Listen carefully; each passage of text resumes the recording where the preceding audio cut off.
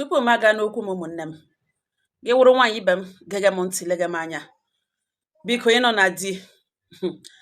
ka nwa ahụ ka gị na di m wụrụ obiwe otu. Gị na di m wụrụ obiwe otu na decision unu na-eteki. Obiwe otu na ezinụlọ gị na di m nọ n'ime ya. Obiwe otu n'ịchịkọ aka ọnụ zụlite ụmụ ọnụ. Gị mewe na ịka mara ihe ọ na onye gị na-ebi na ọwụ ụfụbara. O kwulikwere n'okwu ọ na-enye nsogbu gị gbagide ụkwụ n'elu ya na-ara ịdị nwoke gị na-ebi. Ndị m na-agwa ma ha ma onwe ha. O nwere ndị nwe okwu a m na-ekwu ugbu a. E nwere ndị vidio gbasatara ndị vidio na-adụ aka na ntị, particularly ụfọdụ ụmụ nwaanyị ekwetere na di ha dị soft na nwoke lejuru ha ghara ha kwakpo dị ma na-agbaghara ume ha agbagide ụkwụ nga ha na ihe niile ga-eme n'ime ụlọ ma ọ gaghị datin aga through them a na-eme ya eme. Ngwa bịakete buru oche bịakete. Anụ m otu nwanne anyị nwaanyị akpọ m na fon sị m nwaanyị mba nnọọ nza ya sị m were akụkọ na gbotere ya ụmụnne na ọnọdụ ledele okwu nọ rekwe ya mụrụ akụ ya gaa n'ihu sị m na nne na nna ya mụrụ ha na ha rụ ụmụ nwoke abụọ ụmụ nwaanyị atọ. Ndị ke nwoke toro ka ada eto ya nwa ya etozi ke last born na nwaanyị mba nnọọ nza ya sị m na last born ha na nwaanyị na ọ magidere mma shie mma ha n'imi na mmanya mara mma wee na mmanya mara mma nwaanyị mba nnọọ nza na mmanya mara mma mana mpa ya onye ya nwa yiri ka ada ya na ka ada yiri mpa ha na mpa ha nwere nwodoghoro imi na ha ebutechiri imi mpa ha mana ke last born pịanwere imi ka ndị ọcha ka mma ha na mma ha mara mma too much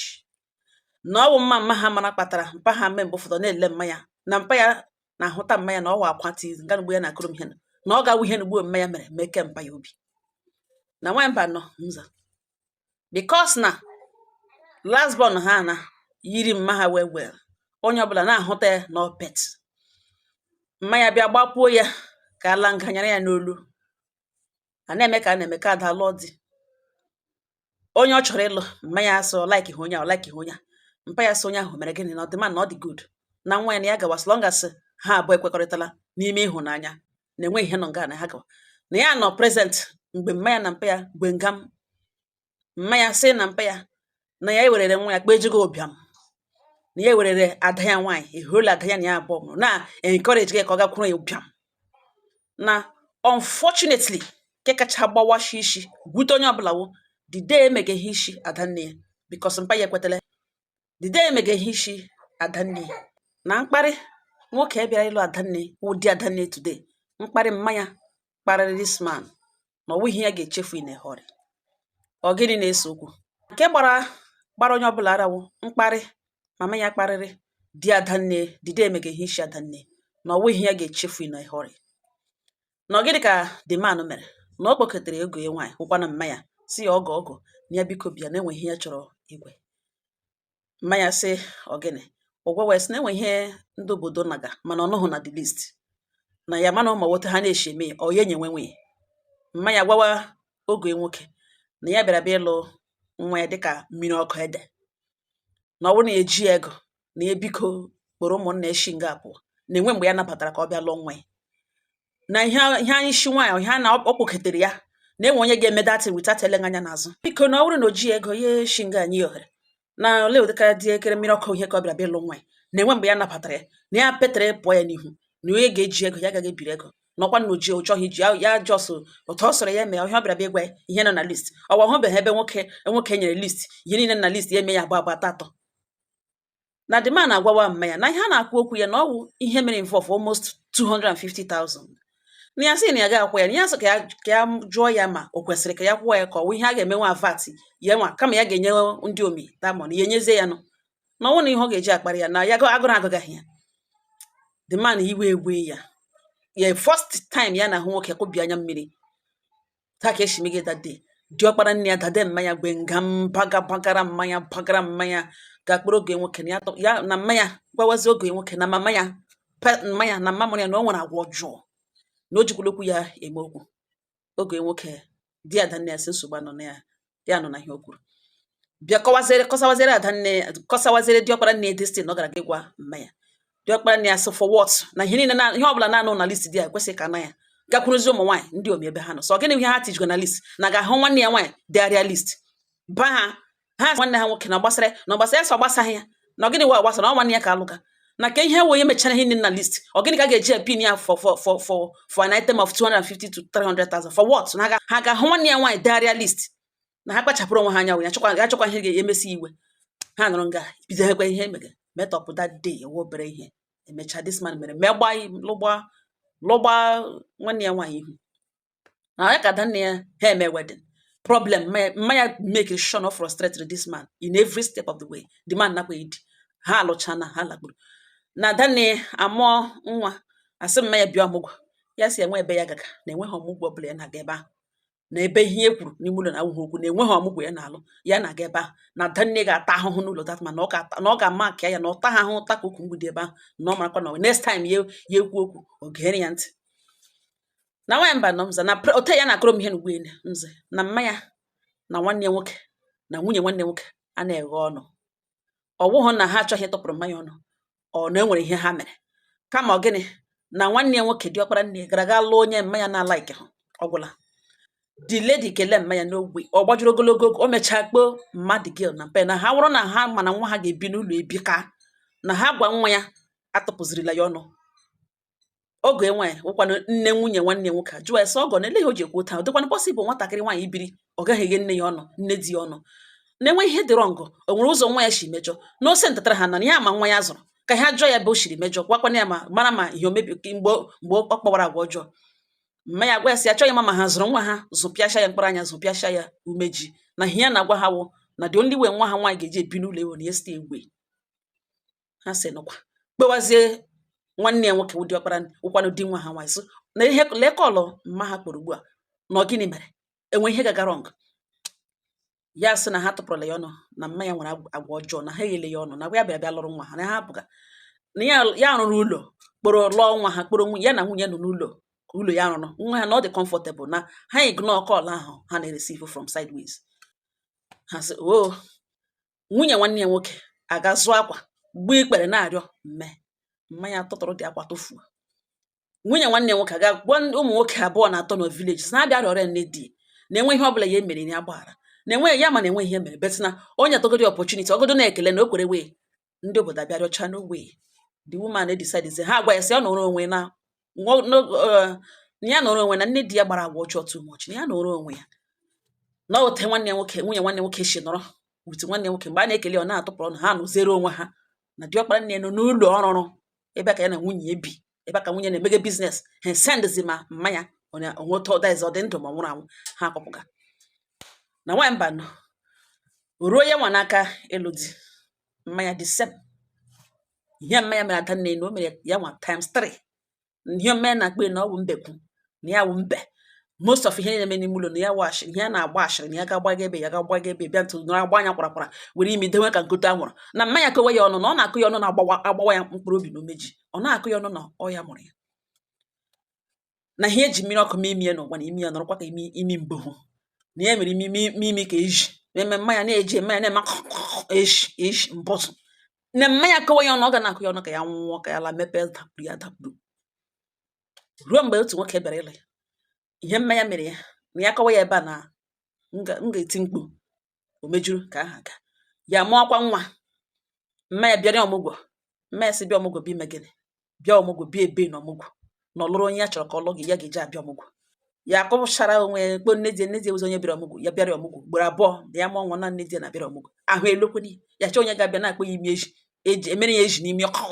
na onwe mmanya enweghị respect for human being na o belivuru na mmụọ mụrụ ikweshi ike ya so onye ọka ya mma ikweshi ike ya so onye ọka ruru mkpụrụkwa ya ikweshi ike ya so onye ruru nwaanyị mba na ọhịa ya jiri too ọhịa ha jiri too ka o so gị diọkpara iyo ka ahụ jiri n'ọwa ya baka ọhịa m fuo nwenye na nọ na nwebe obi nwenye mmadụ ebe obi kọlụ na-akpọ ọ bụ mgbe ọ chọrọ ikpe ya etinye sim kaadị kpoo wepụ ha sim kaadị denwe ka ahụ jọsọ rụkọ gbara dị entire family members ọsọ biri somewhere nwenye ma ebe obi nwe ihe ma ihe omeke mana infọmeshọn a nweta na omeke ọfụma na o ruole last born ha anụ ntara kele yiri mmanya shie mmanya n'ihu nwaanyị mba nọ na mhụ nwanne ya nọ na ọ dị ka angel na ọkwụ stret ukwu akọghị ya obi akọghị ya nri nwa juru eju. Nwanne ya nwaanyị nwee flat tummy, dị curvy, nwee beautiful face, ntutu ya enwe. Just name it na nwanne ya nwaanyị amara mma too much. N'ime mmanya niile, ya na mmanya 5 and 6. Ruo mgbe ya nọrọ na di bịaga na ọ chọrọ ịlụ di, na di na o ji ego, na di na o bu mbe, na di na o bu, na di na ọwa mmanya na bọọ, na di na ọwa ọdọnkọ ama ego na onwe ya ụsụtawa. Information ọzọ ya na-enweta na the man na ọ lụọla nwaanyị, na ọ wee married man. Na nwanne ya ka na-ekwekwe ya. No matter what. Ya nọrọ nga akpewe ya ọsa wee sị na ihe aha ya information ya na-enweta na the man na ọ lụọla. Onye ya na mommy ha, onye ya na mma ha gbakashakashaka na ọ na-aga ịlụ na-abịa Dorin na-eme ka emeka ọzọ na the man na ọ lụọla nwaanyị na ọkpọ dị agwe. And onye gwere destin na ọ nwunye nke diọkpara. Die find it out ya nwoke diọkpara. Gwakwa nwanne ha nwaanyị nke last born sị na that man ọ na-agbakashakashaka wụ a married man. Ji ụmụ na ụmụ ya etole. Ya sị mba ya agaghị edi this nonsense. Kedu ọkpara gbawuru gakwuru mma ha sị na ihe ahụ o mega ọ chọrọ ime na ọkụ n'isi n'ime gbawa na ọ naanị ya ka ọ ga-agba. Not delay too much. Ka ihe o ji nwa akpịrị ego. Na papa ha lụrụ ya rich man, na ọ ya nwa bịara ridaga ya. Na ka ihe we free time, ihe ọ na like iwu ihe na-ekwesịghị ekwesị, ihe na-anaghị in line, na-ekwesịghị ekwesị.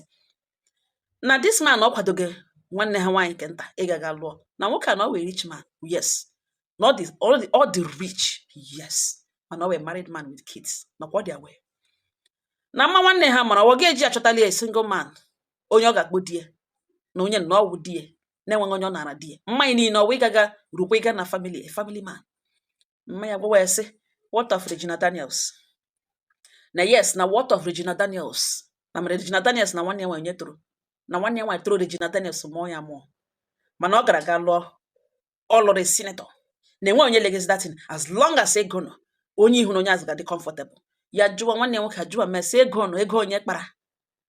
Na ọ mara na ije nwaanyị ahụ ka ishi na di ya. Ọ mara na mgbe ya na datman bidoro ego onye kpara. Ego gịnị? Ọ ga nwa ya nwaanyị gajede nke abụọ na nwa ya nwoke ahụ nwunye ya mụrụ ya nwoke ka ọ mụrụ ya nwaanyị. Ka condition o ji aga ebe a. Na ihe eji ekwu polygamy these days na-adị ọ na-adị hot. Ụmụ nwaanyị na-agbara polygamy ọsọ now. Na ọ gịnị wụ ihe wụ the problem with ọ ya na mmanya dadị egbega. Mmanya sị ya biko na okwucha na nwoke ibe ka a na-ekwekwu na ọ dị rich.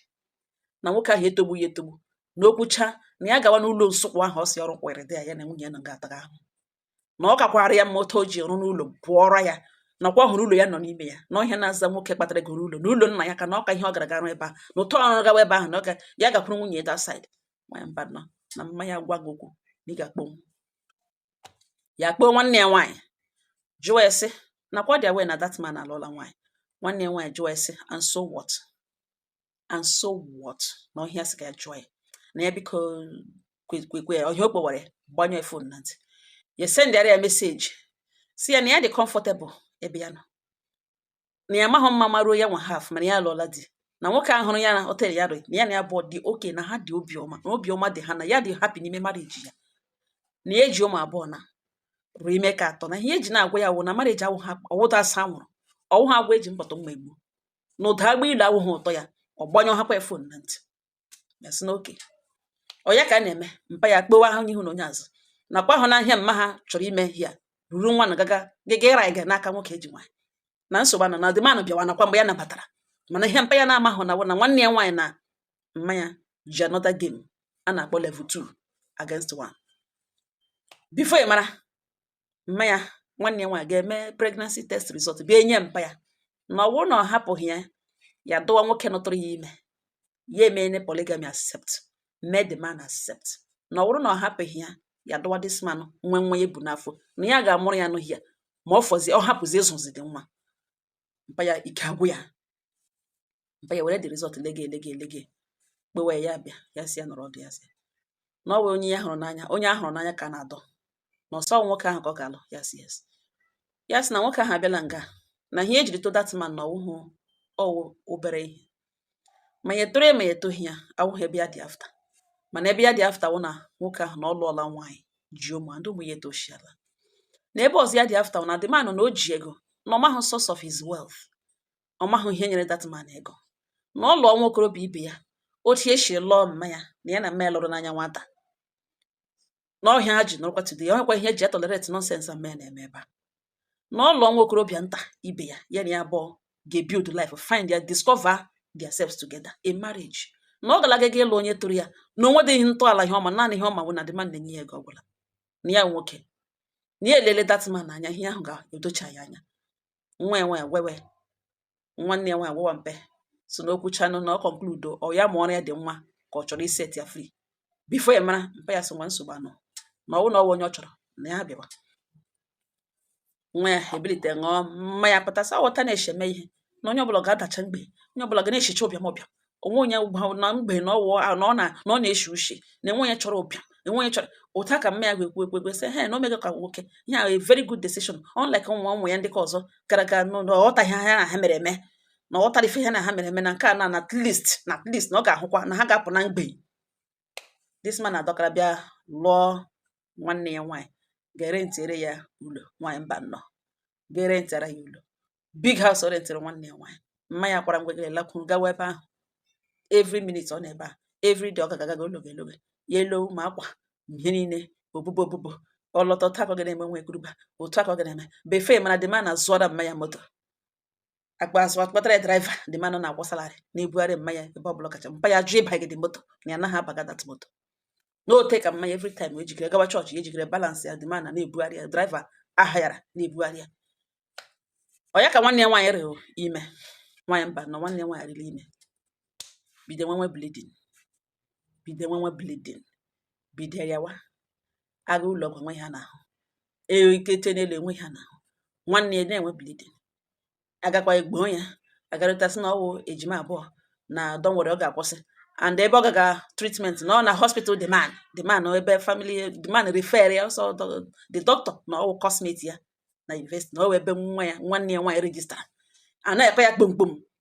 ya kpọọ nwanne ya nwaanyị si ya ga-anọ na another hospital. Nwanne ya nwaanyị sị na ọ bịa na the hospital na ndị ọcha nọcha ebe ahụ na ọ bịa na the hospital na ndị na ebe ahụ na don't worry na asị na complications na with no twins na ọ ga-adị mma. Nwaanyị mba nnọọ nza the next news ha nwetara wụ na nwanne ha nwaanyị na ọ nwụọna. Gịnị gburu ya? A na-asị pregnancy complications this and that. Ya bege diọkpara nne onye ebe mpa ya bege kpoo ogele. Another news ya nwetara na mpa ya arịawala, nwanne ya nwoke abịa kporo mpa ya, ọ ya ka ha nọ mmanya akpọwa ha na ele otu a ga-emegara nwanne ha nwaanyị bere ya na ihe mere na o meene na in fact na Chukwu na-eweta na Chukwu were. Nwanne ya nwoke agwere ya agaghị aga that burial, na ya agaghị aga na ihe ya chọrọ ka nwanne ya rụrụ ya ndụ na enweghị eji burial ya eme na ihe o memere onye nwere na ọtọ ya n'ala. Ha gbadokwa ebe a nwanne ha nwoke diọkpara nne ha kwuru na ọwụ ihe ha kwuru. The man lụrụ nwanne ha nwaanyị bịa họta nwedị mgbe ha jiri sọpọtụ ya hụ na ha bịa ha send ha na eliele nwanne ya nwaanyị na ọ naanị mmanya gara sọsọ mmanya kpọọ na ụfọdụ ụmụ nwaanyị bee ndị ọ na-enye ego, ndị aramara ọ na-enye ego na ọha gara ewere nwanne ya tega n'ala. Ha nụrụ nga anụ na onye ọbụla gbara ya mkpe nụrụ n'ụlọ riere ya uju na ya ka elichara nwanne ya nwaanyị. Mmanya fidiri na elichara nwanne ya nwaanyị n'aka na-abakwa ya. Ụlọ nọ ntara ebe rentịrị dewe nwanne ya nwaanyị emene spy the man agwa mmes ọ ga-abịa lawa na di ya dị ndụ na nwa ebe nwa ya nwụọ na enwe ebe a na-ere n'ihe again na mmanya na ọ lọtala. Driver anọ ntara na-abịa ebugharị mmanya, this man na stop ya work ọ nakwa abịa egwu mmanya makwana moto anya moto pakịrị n'ụlọ ha nke ugboene. Mmanya mpa ya nọ na nke nwanne ya nwoke ya gwala nwanne ya nwoke sị na ọ na ọkpọrọcha mpa ha ya na mpa ya nọtụcha na ọ kwado na ya ga-abịa ikpọrọkwa mpa ya na di ya so bịa kpọtara ya oge nwoke ka ya na-anọtụkwana na ya chọghị ahụ ọ na-arịa na ihe mmanya kwugeziwo na ha bịara ke ha tụgharịga mpa ha na-akparị mpa ha denwe naanị ya n'ebe a denwe naanị ya hia na enwe ihe mere na ya ga-abụcha ha niile ọnụ bifo na anwụ na ya ga-ele kọsụ ndị ma bifo na enweghị onye chọrọ imota ya fil gị na ọnwa ya nwụrụ na enweghị onye sendịrị ha bịa gwa aka gwuru mpe na ya na mpe kwesịrị na ebe a rie uju nwa ha nwụrụ ha bịa kpa aka kpụrụ mpe na-atụgharị aka bọọlụ na enweghị nke ya ma ụlọ ya ọkwa onye a na-akpọ bịa ọmụgwọ ya ajụ na ha shige mgbe shige ụbịam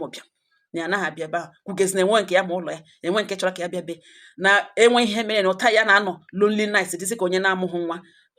bịa nwe hakwa na nwa ya nwụrụ na enwe ihe mere ya na echiche abalị ya na-eche na enyi de ya nwụrụ sọdenli na ya ga-abụ ha ọnụ na ya ga-emeke na m judelu na ụmụnne m nwanyị mba nnọọ na m judelu ụmụnne na olee otu unu si nwụta okwu na ụgbọene na unu mee ya advice na ya ga-ewere the video send ara ụmụnne ya niile na enwe ihe ọnụ si ya ha mee ha ga-eme ya. Ụmụnne m ọtọ ọsọ m si gbotere ọnụ ọwụte m si bịa gbotere ọnụ ọwụghị okwu niile ka m nwere ọsịsa ya kele aga m agbotere ya ụmụnne enwe ihe ọbụla ha gwara gị were emere okwu ịnụkwa nne m ya sị mgbe ụmụnne m agbụtụrụla m ya ọnụ ọ sị ihe mme ya na-ekwu na ya na ụmụnne na-ele ihe ụnụ sọjesịrị ka ha mee enwa particular personally na DS ya chọọ ihe mme n'ụlọ ya ka ada dị sem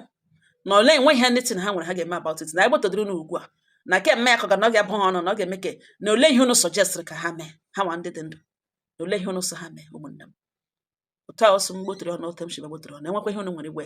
ọ ga-akọ kọmentị ọnụ ọ ngọ ha nụ m n'ọnụ udo dịrị unu